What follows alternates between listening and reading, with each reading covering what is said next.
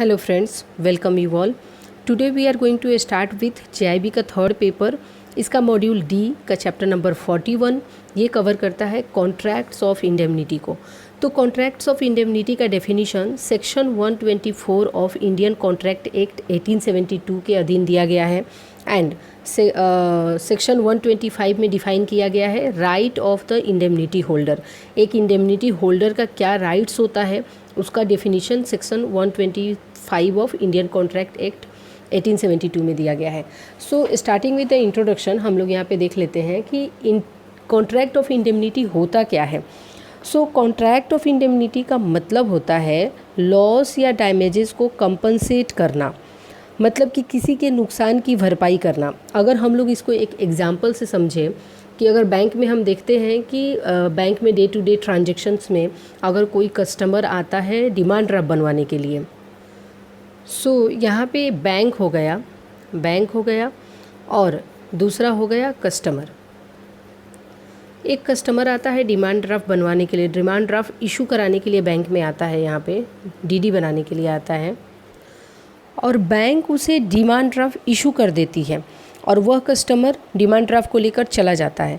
फिर थोड़े ही देर के बाद वो कस्टमर वापस आता है। एक तो कस्टमर ने रिक्वेस्ट दिया कि डीडी बना दो बैंक को, फिर यहाँ पे जो भी ऑफिसर बैठा है उसने बराबर रिक्वेस्ट है, सिग्नेचर वगैरह चेक किया, डीडी बना दिया। डीडी बनाने के बाद उसको हैंड ओवर कर दिया कस्टमर को, डीडी हैंड ओवर कर दिया। देन यहाँ पे डीडी रिक्वेस्ट लेके आया, यहाँ पे डीडी बना के रेडी कर दिया और हैंड ओवर कर दिया कस्टमर को। कस्टमर डीडी लेके जाता है बाहर और थोड़े ही देर के बाद लौट के आता है और बोलता है कि आप मुझे एक डुप्लीकेट डीडी इशू कर दो क्योंकि वो डीडी खो गया या फिर रास्ते में कहीं गिर गया। तो बीइंग अ बैंक एम्प्लॉई, आप डीडी काउंटर पे बैठे हैं तो आप क्या करेंगे?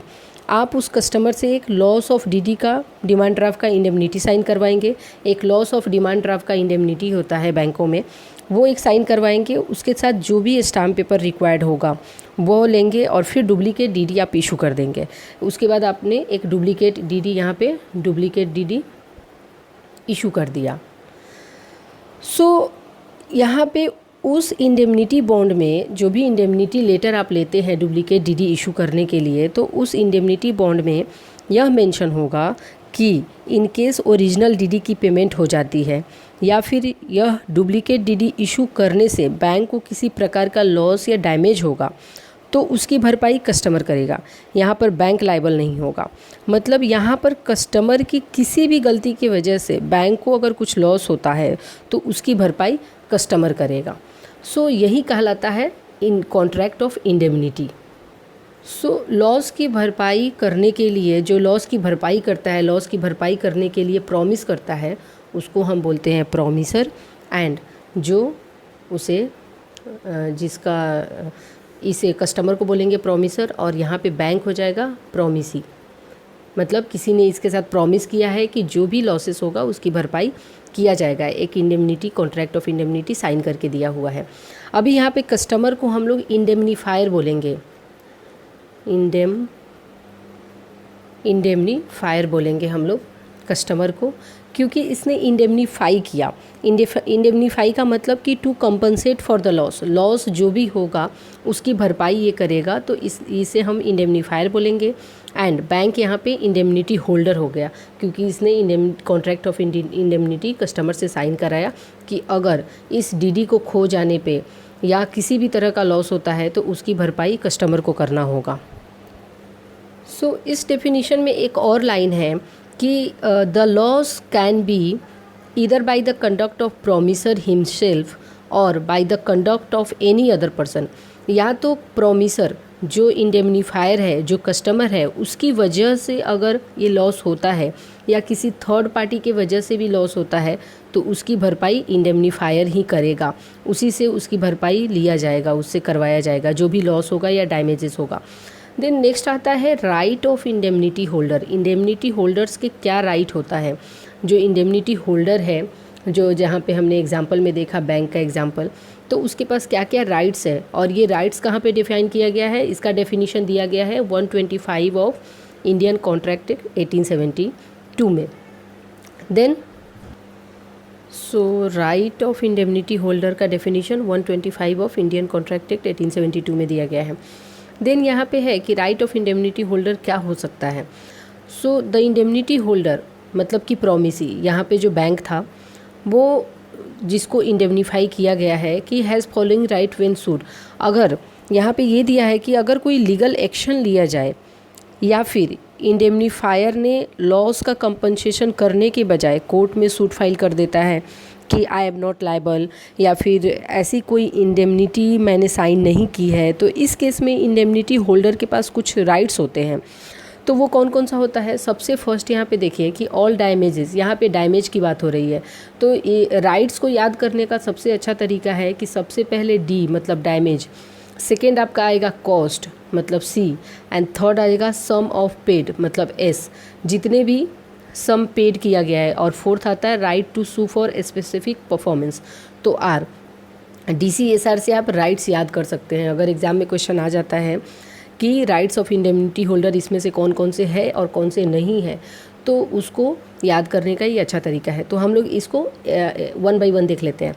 सबसे फर्स्ट है कि all damages which he may be compelled to pay in any suit. इसका मतलब क्या है कि कोर्ट में अगर सूट फाइल होता है तो इंडेमनिटी होल्डर की जितनी भी लॉसेस या डैमेजेस होगी वो इंडेमनीफायर को भरना पड़ेगा। ही मे बी कंपेल्ड टू पे मतलब उसकी भरपाई इंडेमनीफायर से किया जा सकता है, उसे ही करना पड़ेगा। सेकेंड क्या कहता है कि यहाँ पे ऑल कॉस्ट मतलब यहाँ पे उस केस से रिलेटेड जो भी कॉस्ट होंगे, जैसे कि सूट फाइल करने का या फिर डिफेंड करने का कॉस्ट, वो इंडेमनीफायर से ही रिकवर किया जाएगा।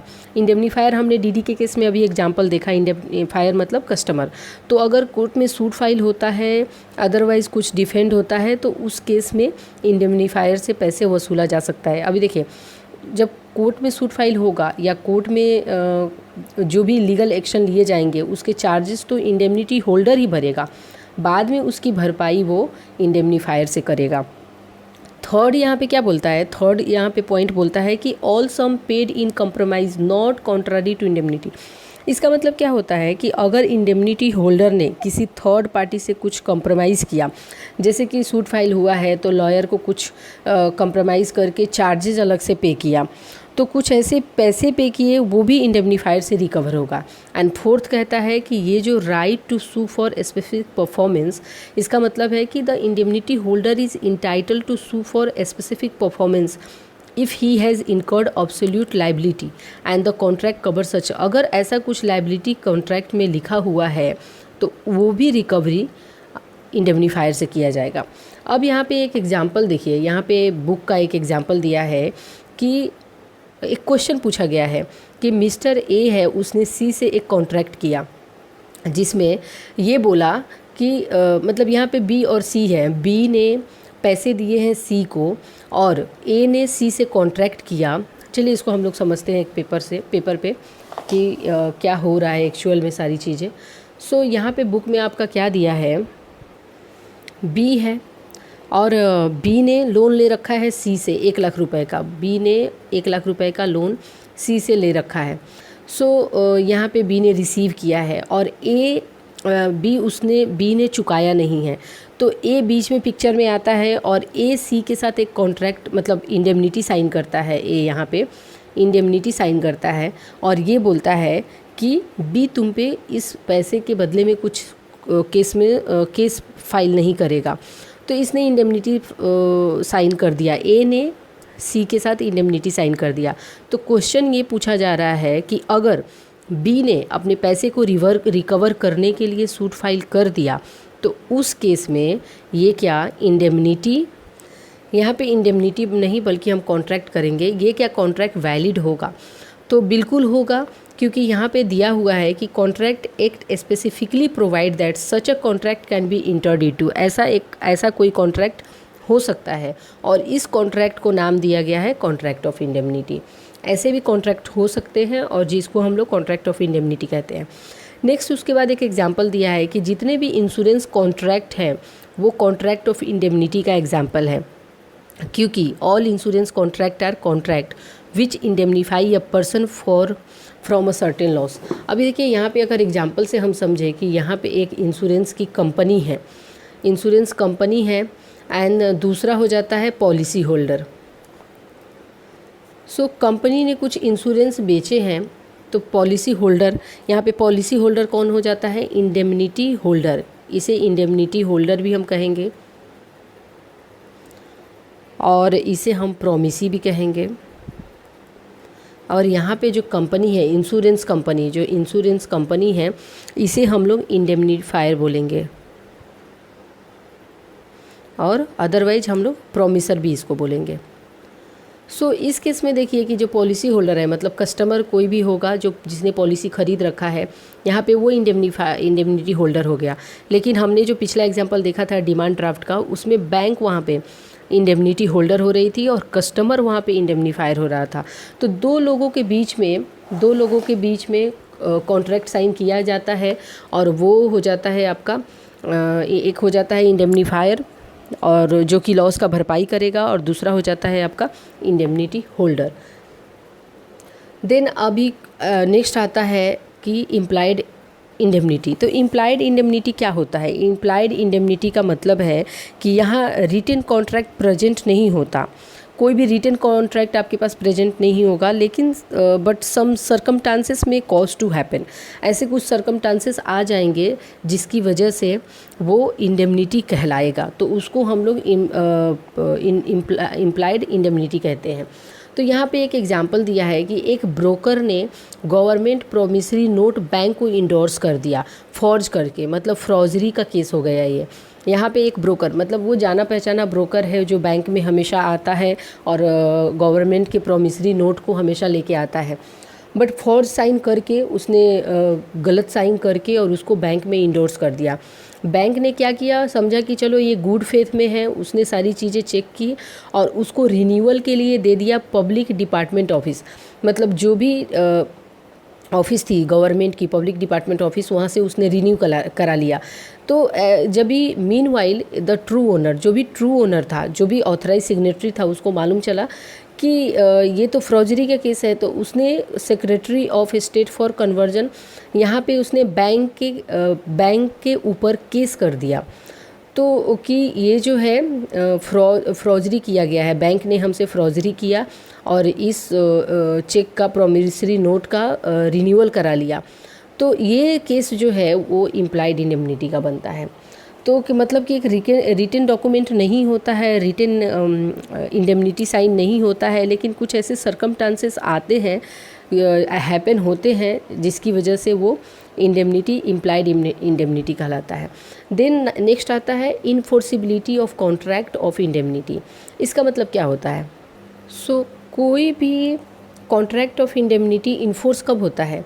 जैसे ही इंडेमनीफायर मतलब इंडेमनिटी होल्डर को लॉसेस होते हैं, तब उसी समय इंडेमनीफायर लायबल हो जाता है। मतलब जिसने प्रॉमिस टू पे किया है, इंडेमनीफाई किया है कि कोई भी लॉस या डैमेज होगा उसका मैं भरपाई करूँगा, तो वो कब लायबल हो जाता है? जैसे ही इंडेमनीफाइड को या इंडेमनिटी होल्डर को लॉसेस होते हैं, उसी समय उसकी लायबिलिटी हो जाती है इंडेमनीफायर की कि इस लॉस का पेमेंट, इस लॉस की भरपाई मुझे करना है। देन उसके बाद हम यहाँ पे देख लेते हैं कि चेक योर प्रोग्रेस में कुछ क्वेश्चंस दिया है। फर्स्ट है कि इंश्योरेंस पॉलिसी या contract which are in the nature of, ये इंडेमनिटी का नेचर होता है। यहाँ पे हमने ऑलरेडी देखा है कि all insurance contract are example of contract of indemnity. Then next question है कि there are party in a contract. Indemnity में कितने पार्टी होते हैं? तो दो पार्टी होते हैं, एक इंडेमनीफायर और एक इंडेमनिटी होल्डर, जिसको इंडेमनीफाइड भी बोलते हैं। नेक्स्ट है कि a person who is indemnify can recover damages as well as cost of claiming the damages.